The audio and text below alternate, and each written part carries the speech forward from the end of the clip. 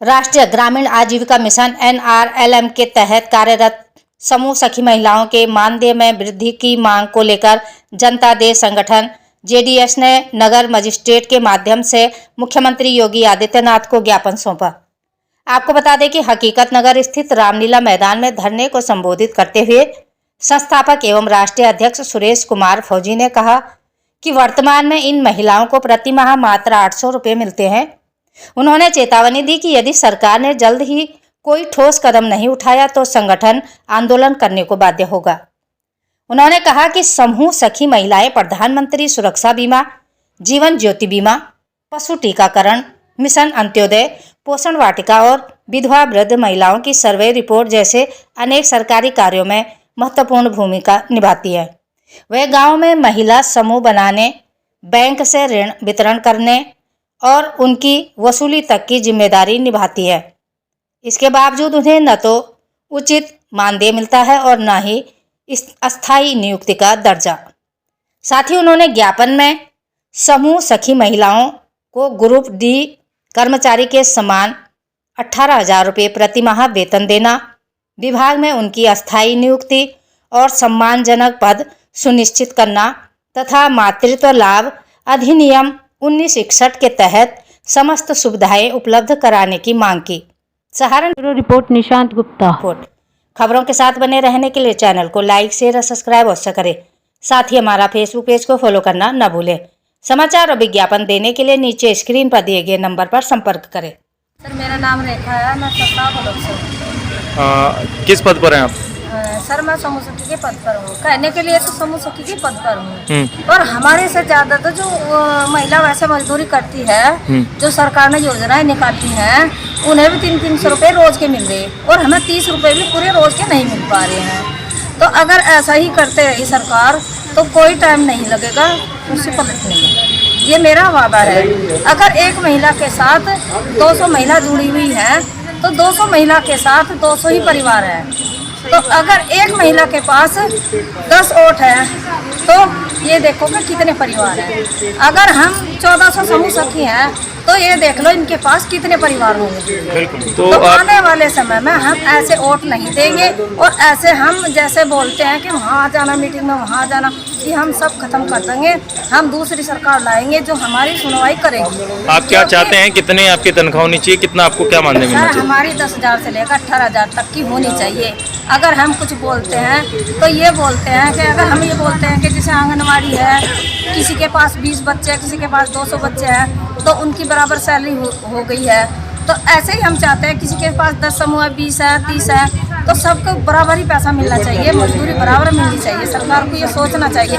अगर हम अपने हक के लिए बोलते हैं तो हमें यही कहते हैं कि हद में बात करो। अगर हम हद में बात करें तो हमें 30 रुपये रोज के देते हैं। 30 रुपये से क्या होता है? एक दिन की चाय भी नहीं बनती है सर।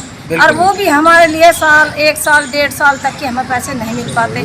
जब भी हम किसी के पास जाते हैं वो ये कहते हैं कि सैलरी आने वाली हो रही, पर आज तक हमारी सैलरी नहीं। बताइए। जी, मेरा नाम सुरेश कुमार फौजी है, मैं जनता दल संगठन का अध्यक्ष। आज इतनी सारी महिलाएं, महिला शक्ति आपके साथ मौजूद है, किस चीज़ को लेकर धरने पर बैठे हैं? सर, सबसे पहले तो आपका धन्यवाद कि आपने इन महिलाओं की समस्या के लिए यहाँ पर आकर के समय दिया, उसके लिए आपका धन्यवाद। देखिए सर, जनता दल संगठन समूह सखी महिलाओं के लिए पिछले 1.5 वर्षों से लगातार इनका वेतनमान बढ़ाने के लिए प्रयासरत है और यही मांग रख रहे हैं, जिसमें पिछले 1.5 साल से हम लोग यहाँ पे हर महीने की 14 तारीख को आकर के 1 दिवसीय धरना देते हैं और फिर माननीय DM साहब के माध्यम से, प्रशासनिक अधिकारी के माध्यम से माननीय मुख्यमंत्री जी के नाम पर ज्ञापन सौंपते हैं, ताकि इन महिलाओं की जो परेशानी है, इनका जो वेतनमान है वो बढ़ाया जाए।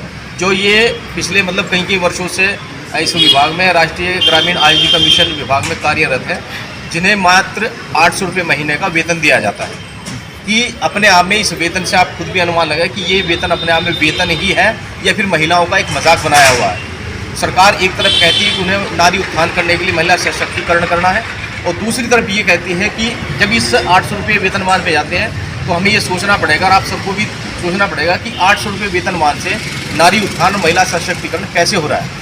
अगर 800 रुपये को आप डिवाइड करते हैं, 30 दिन में भाग करेंगे तो मेरे ख्याल 27-28 रुपये एक दिन का वेतनमान बनता है। अब आप बताइए, ये वेतन दिया जा रहा है या महिलाओं का अपमान किया जा रहा है? ऐसी क्या वजह है कि इतनी देर से आप धरना दे रहे हैं एक सी मांग को लेकर, उसके बाद भी समस्या का निवारण नहीं हो पा रहा है? शायद इसका कारण ये रहा होगा, जनता देश संगठन बिल्कुल शांतिप्रिय तरीके से और यहाँ अनुशासन में बैठ करके धरना देता। अगर पैदल मार्च करना है वो भी अनुशासन में और संवैधानिक दायरे में रह करके करता। मेरे ख्याल में सरकार और प्रशासन को वो लोग ज़्यादा अच्छे लगते हैं जो सरकार का पुतला फूंकते हैं, ये जो सरकार की प्रॉपर्टी को जलाते हैं, राख करते हैं और सड़कें जाम करते हैं। मेरे ख्याल में सरकार को वो ज़्यादा अच्छा लगता है। और हमारी आप लोगों के माध्यम से सरकार से ये सीधे तौर पे चेतावनी भी है, इसको समझ लीजिएगा। यदि सरकार इसको हल्के में ले रही तो उसकी गलतफहमी होगी। ये मंडल स्तर पे और राज्य स्तर पे, बड़े स्तर पे ये अभियान चलने जा रहा है। हम तो सरकार से अभी तक यही मांग कर रहे थे शांतिप्रिय तरीके से कि इसको समस्याओं को, महिलाओं की समस्याओं को शांतिप्रिय तरीके से गंभीरता से ले, इनका वेतनमान बढ़ाया जाए। जनता देश संगठन का जो समूह की महिला है उनका डी ग्रुप कर्मचारियों को इनको श्रेणी में शामिल किया जाए, जिसमें 18,000 रुपये इनका वेतनमान होना चाहिए।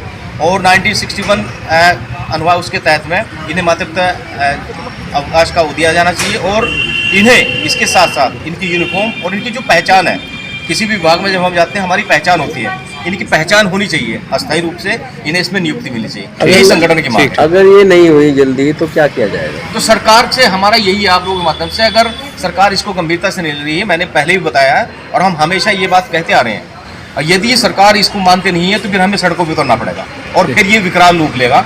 इसकी जिम्मेदार फिर प्रशासन और सरकार ही होगी। मैंने कहा ना कि सरकार, यदि ऐसा लगता है सरकार को कि हम यहाँ बैठ करके शांतिप्रिय तरीके से बैठ करके अपने घर चले जा रहे हैं आपको कागज दे करके, तो शायद ये गलतफहमी होगी। अगर सरकार को लगता है कि उसको पुतला फूंकने से उसको ज़्यादा अच्छा लगता है तो हम सड़कों पे उतरेंगे भी, फिर पुतले भी फूके जाएंगे, फिर हड़ताल भी होंगे, भूख हड़ताल भी होंगे, धरने प्रदर्शन होगा, रोड जाम भी।